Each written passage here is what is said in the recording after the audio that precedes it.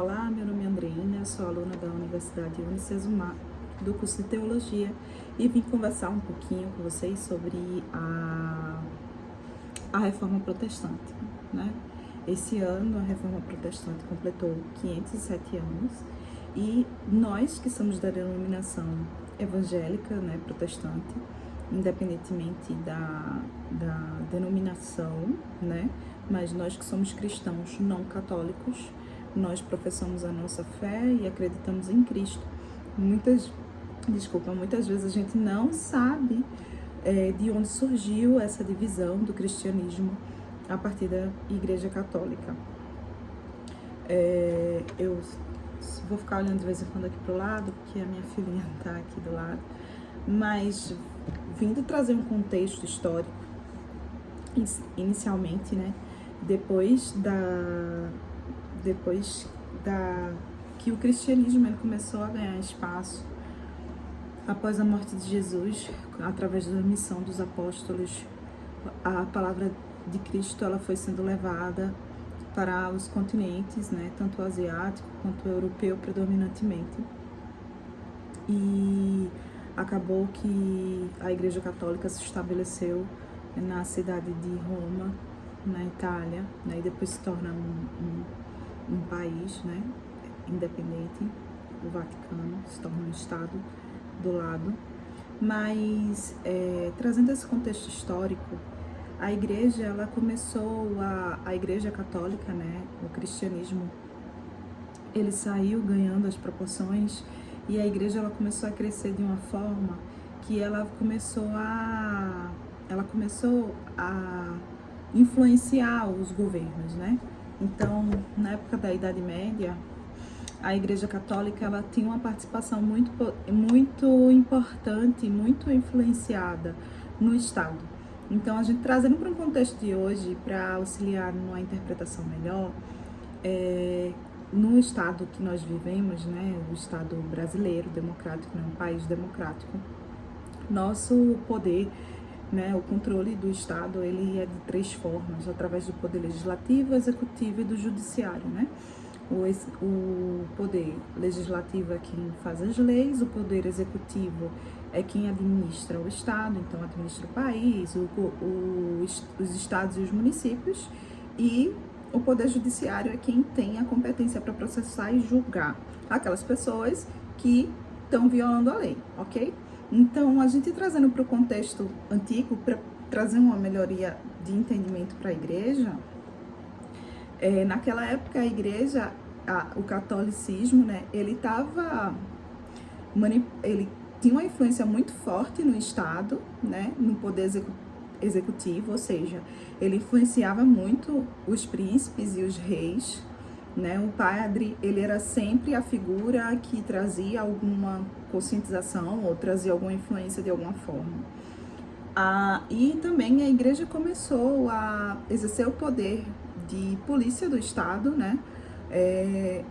O Estado, ele tem que manter a ordem, só que a igreja, ela começou a crescer, né? Levando para o contexto histórico, a Igreja Católica, ela começou a crescer, começou a ganhar espaço em outros continentes, em outros países, e acabou que, diante do deslocamento dela e com o avanço dos turcos, com o avanço dos como é o nome, meu Deus, eu esqueci agora, dos árabes, eles começaram a pegar o espaço onde surgiu o cristianismo, né, de Israel. Então a igreja, ela começou a ficar preocupada, a Igreja Católica começou a ficar preocupada pelo fato da igreja estar perdendo espaço ali na parte da Ásia, do Vale Crescente Fértil, onde Deus, no Velho Testamento, prometeu a terra para os hebreus, né, para as tribos de Israel posteriormente, e onde foi fundado o Estado. Então, na proporção que a igreja foi perdendo esse espaço e os outros povos começaram a dominar ali a região, a igreja ela teve a necessidade de exercer o poder de polícia. Então, começaram-se as guerras para tentar manter aquele território que era da Igreja Católica e estava começando a perder aquele espaço por causa dos outros povos que estavam indo para lá. Então ela tinha centralizado o domínio dela ali na região da Europa, Espanha, Itália, Alemanha e os outros países ali do entorno, né? E acabou que ela, saindo de cena mais lá, começou a perder o domínio. Então começaram-se as cruzadas evangelísticas, que eram as cruzadas onde a igreja, em nome de Cristo, ia guerreando para tentar manter a posse do território onde está centralizada a região de Israel e de Judá. Voltando para esse contexto, a igreja começou a ficar pobre, né? Porque manter uma guerra não é fácil e elas precisavam de recursos. Então os recursos da igreja começou a se extinguir. E nesse meio termo também, a igreja estava um pouco perdendo seu controle e ela começou também a exercer o poder judiciário do Estado. Então começou a ter os tribunais de inquisição, começou a igreja a processar e julgar algumas pessoas, começou a condenar a forca, a queimar vivo aquelas pessoas que ela entendia que não faziam parte da igreja. Ou seja, a igreja, ela não era mais de Jesus, vamos dizer assim. Ela tinha desviado do real propósito, que era pregar a palavra de Cristo. Tanto é que quando as pessoas nasciam naquela época, elas já nasciam católicas. Elas não aceitavam Jesus, elas já eram católicas e elas já eram educadas para serem católicas. E elas não tinham conhecimento da palavra. Só quem dominava a palavra, só quem tinha acesso às Sagradas Escrituras era a própria igreja. E a igreja, ela mantinha o respeito através do medo naquela época e não através da fé. Diante de todo esse contexto, a igreja começou a vender indulgências. E no que ela começou a vender indulgências, ela começou a vender o perdão dos pecados dos seus fiéis. Acabou que Martinho Lutero, ele era um professor universitário, responsável por uma igreja na Alemanha. E ele estava estudando o Novo Testamento, ele estava estudando as cartas de Paulo. E ele estava começando a se aprofundar para preparar as aulas dele. E ele se deparou com um versículo que está situado em Romanos 1 e 17. E tem a partezinha que ele diz que... E nisso ele estava muito atribulado, né? Com a situação da igreja, com a situação de que tudo estava acontecendo. E aí eu trago uma pergunta. Como está a igreja? Como está hoje a nossa igreja? A igreja que você congrega? A igreja que eu congrego? A fé diante das denominações que nós temos hoje? Como é que é o poder dessa igreja? Essa igreja, como ela está se comportando, né? Isso fica de reflexão para mim e para você. O Martinho Lutero, ele começou a se incomodar porque a igreja estava vendendo indulgências. E a igreja estava cometendo algumas atrocidades diante da venda dessas indulgências, né? Então, ele começou a perceber que as pessoas estavam deixando de ir para a igreja dele e estava começando a se direcionar para outras cidades vizinhas, onde eles conseguiam comprar o perdão. Então, não era mais necessário para a igreja, era só comprar o seu perdão a Deus. E isso começou a incomodar ele, e ele estava muito angustiado. Então, quando ele se deparou com o versículo de Romanos 1,17, ele conseguiu encontrar um pouco de sossego quando ele leu o versículo e encontrou a frasezinha da parte C do versículo que diz que o homem, ele era justificado pela fé. Então, ele começou a se questionar sobre as atitudes que a igreja estava tomando naquele momento em busca da venda das indulgências e indulgências de perdão. Então, o perdão, ele estava deixando de ser solicitado, de reconhecer o seu pecado e pedir perdão para a igreja. E, inclusive, eles estavam vendendo perdão para as pessoas que já tinham partido. Então, Martinho Lutero, diante desse contexto e através da palavra, ele escreveu 95 teses, que são 95 frases reflexivas, podemos dizer assim, onde ele começou a se posicionar e começou a questionar, através das escrituras, o posicionamento da Igreja Católica diante desse contexto que ela estava fazendo. Então, esses questionamentos de Martinho Lutero, juntando hoje os teólogos, né, existem algumas vertentes, eu vou ressaltar 3 princípios que, através dessas 95 teses, Martinho Lutero ele sustentou contra o posicionamento da igreja no sentido da venda das indulgências, que é solo fide, somente pela fé, sola escrituras, somente pela Sagrada Escritura, somente pela palavra, somente pela Bíblia, solo Cristo, somente através de Cristo. Aí eu te pergunto, como é que está a sua igreja hoje, no fundamento da fé dela? Esses princípios são a base do cristianismo. Sua igreja, ela vive pela fé? Você vive como cristão, baseado nas Escrituras? E você crê que é apenas através de Cristo que você alcança aquilo que nós temos como propósito de cristão? Porque Jesus ele é o fundamento da nossa igreja. Jesus ele é o fundamento do Novo Testamento. Então, eu e você que se diz evangélico, a gente tem que ir somente por Jesus, pelas Escrituras e pela fé nele. Também há algumas vertentes doutrinárias teológicas que levantam mais dois princípios, que é somente, solo gratia, que é somente pela graça, e solo deo glória, e somente é para a glória de Deus. Então, a igreja ela tem que viver através das Escrituras, com a fé em Cristo, e apenas pela graça, através de Cristo.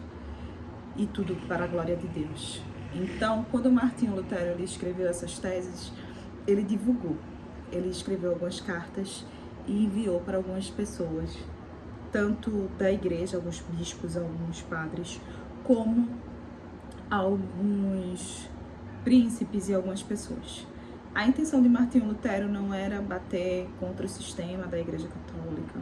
A intenção dele não era romper contra a igreja, ele queria despertar a igreja que estava desviando do propósito de Deus. Mas não foi assim que a igreja recebeu.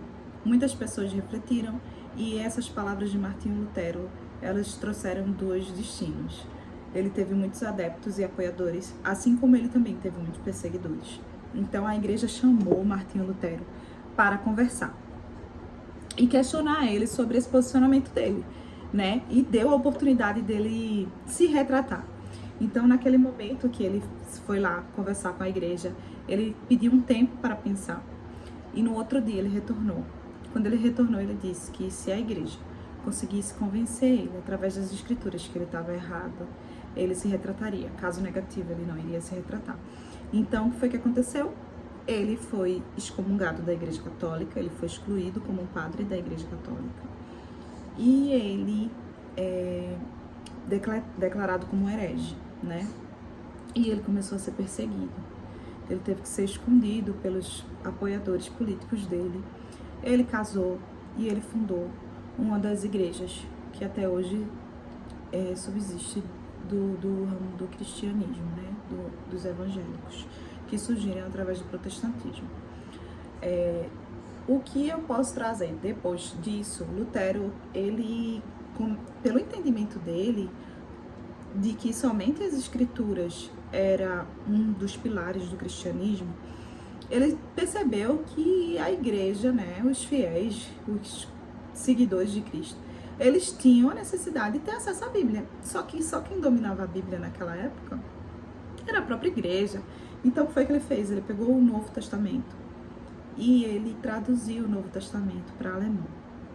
Essa tradução do Novo Testamento para alemão, ele trouxe duas coisas positivas. Na época, a Alemanha era subdividida em diversos reinos, né, em diversos estados governados pelos seus príncipes, e não tinha uma linguagem, né, não tinha uma língua definitiva, feito hoje a alemã. Então, com a tradução da Bíblia para o alemão, ele conseguiu, né, fazer com que tivesse uma unificação das línguas e tivesse uma única comunicação na Alemanha. Assim como a palavra começou a ser acessível para as pessoas. Então, quando ele traduziu, ele abriu o caminho para a divulgação do Evangelho de Cristo através do alemão, e depois o Evangelho foi sendo traduzido para outras línguas, como para o inglês, como para o espanhol, e hoje a Bíblia é o que é, diante dessa necessidade que Martinho Lutero teve de traduzir e divulgar, disseminar a palavra, porque todo cristão ele tinha que basear a sua fé através da palavra. Então, a sua igreja, ela tem se baseado através da palavra? Você tem vivenciado a sua fé através da palavra? Porque sem fé é morto. E a gente não tem como agradar a Deus. E se a gente não se alimenta da palavra para construir a nossa relação com Deus, porque a palavra ela é a revelação perfeita de Deus. Então, se a gente não revela isso, né, se a gente não lê a palavra, se a gente não se alimenta da palavra, se a gente não procura direcionamento na palavra, a gente não tem como sustentar a nossa fé em Cristo Jesus. Deixa eu ver aqui. Então, com essa divulgação, essa disseminação da palavra, onde o homem era justificado pela fé, onde havia um único mediador entre Deus e o homem, que é Jesus Cristo, é a figura de Jesus Cristo, iniciou-se a Reforma Protestante. Ele rompeu com a Igreja Católica e iniciou-se a Reforma, que protestava contra o domínio da Igreja e contra o desvio da real finalidade da Igreja Católica com relação ao cristianismo, com relação à pregação da palavra de Cristo. Tal revolução, ela trouxe uma necessidade pelos reformadores de educar os povos. Então, além de divulgar as escrituras, as pessoas começaram a ser alfabetizadas para elas também poderem ler as escrituras. Trouxe diversas revoluções, trouxe diversas acessibilidade, começou a ser disseminado os missionários e trouxe um foco, né, que onde o centro é sempre Cristo. Resumindo mais ou menos, a Reforma Protestante, através de Martinho Lutero, foi isso. As principais denominações que surgiram com a Reforma Protestante, inicialmente, foi a Igreja Anglicana, a Presbiteriana, os Puritanos e os Anabatistas. Depois surgiu os Pentecostalistas e depois surgiram outras denominações. Hoje temos a Neopentecostalismo. Então, daí foi que começou a surgir as igrejas e as denominações, né, do protestante, do evangélico. O que podemos concluir é que nós devemos permanecer no princípio daquilo que a gente foi chamado e até daquilo que Martinho Lutero se incomodou, onde nós precisamos vivenciar a nossa fé, onde nós precisamos se basear através das Escrituras e onde nós precisamos entender que é através de Cristo, somente por Cristo. A Igreja Católica, ela perdeu a mão ao perceber o tamanho, poder e influência que ela tinha no Estado e se desviou. Depois a Igreja Católica, ela pediu perdão, né, pelas atitudes dela, por tudo que ela fez, por tudo que aconteceu. Depois teve, né, a Contra-Reforma, onde foi proibida as vendas das indulgências, onde a Igreja exterminou o Tribunal da Inquisição e reconheceu. Depois, mais na frente, a Igreja ela se desvinculou do Estado, se tornou totalmente independente. Então, hoje, a gente tem que observar e prestar atenção se no exercício da nossa fé, da nossa comunidade cristã, a gente não está se utilizando de determinadas posturas de poder e de vaidade, deixando de vivenciar aquilo que Cristo nos convida. No dia a dia, se nós apenas não estamos vivenciando uma religiosidade ao invés de uma conversão diária e de permanência em Cristo. Como é que está o meu e o teu coração perante o Senhor? Como é que está o meu e o teu compromisso perante Jesus? Como está o nosso primeiro amor? A gente tem que retornar sempre, porque a gente acaba se esquecendo do porquê a gente disse sim e declarou Jesus como nosso verdadeiro e único Salvador. E aí no dia a dia, no costume, da rotina, a gente acaba esquecendo do real chamado, de que a gente tem que vivenciar o amor acima de tudo, né, a Deus, e amar o nosso próximo, em não ficar deslumbrado com cargos eclesiásticos, em não se deslumbrar porque eu canto bonito ou prego bonito, e sim que eu e você fomos convidados a ser missionários e levar a palavra de Cristo para toda criatura. Então, ficar um pouquinho aqui a explicação da Reforma Protestante e que você procure se aprofundar e ter mais conhecimento do contexto histórico e entender a palavra, porque é para isso que Deus nos chama. Amém? Eu agradeço aqui a minha oportunidade de compartilhar um pouquinho do entendimento daquilo que eu aprendi nessa disciplina.